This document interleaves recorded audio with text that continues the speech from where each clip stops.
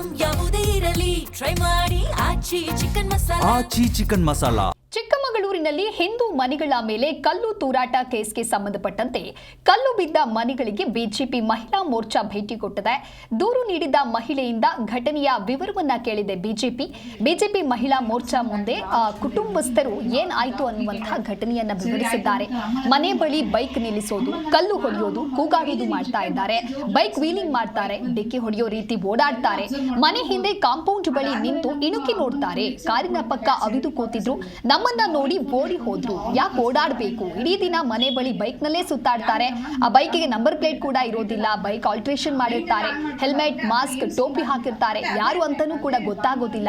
ಈ ಇಬ್ರು ನೆನ್ನೆ ಸಿಕ್ಕಿ ಬಿದ್ದಿದ್ದಾರೆ. ಪಾನಿಪುರಿ ತಿನ್ನೋದಕ್ಕೆ ಅಂತ ಬಂದಿದ್ವಿ, ಅಮ್ಮನನ್ನ ಕರೆದೊಯ್ಯಲು ಬಂದಿದ್ವಿ ಅಂತ ಕೆಲವು ಕುಟುಂಬಸ್ಥರು ಕೂಡ ಆರೋಪವನ್ನು ಮಾಡಿದ್ದಾರೆ. ಬಿಜೆಪಿಯ ಸಂತೋಷ್ ಕೋಟ್ಯಾನ್, ಬಜರಂಗ ದಳದ ಶ್ಯಾಮ್ ನಮ್ಮ ನೆರವಿಗೆ ಬಂದ್ರು ಅಂತ ಹೇಳಿ ಕುಟುಂಬ ಘಟನೆಯನ್ನ ವಿವರಿಸಿದ್ದಾರೆ. 4 ಗಂಟೆ ತನಕ ಫುಲ್ ಕಂಟಿನ್ಯೂಸ್ ಸೌಂಡ್ ಆಗ್ತಾನೆ ಇತ್ತು.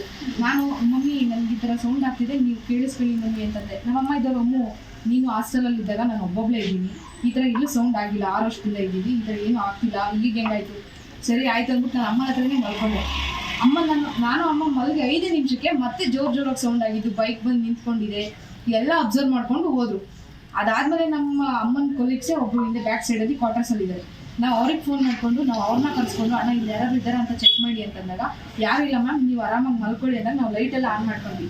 ಲೈಟೆಲ್ಲ ಆನ್ ಮಾಡ್ಕೊಂಡಾದ್ಮೇಲೆ ಆ ಥರ ಏನು ಸೌಂಡ್ ಆಗಲಿಲ್ಲ. ಮತ್ತು ಅದೇ ಭಾನುವಾರನೇ ಸಂಜೆ 6 ಗಂಟೆಯಲ್ಲಿ ನಮ್ಮದು ಬ್ಯಾಕ್ ಸೈಡಲ್ಲಿ ಕಾಂಪೌಂಡ್ ಇದೆ.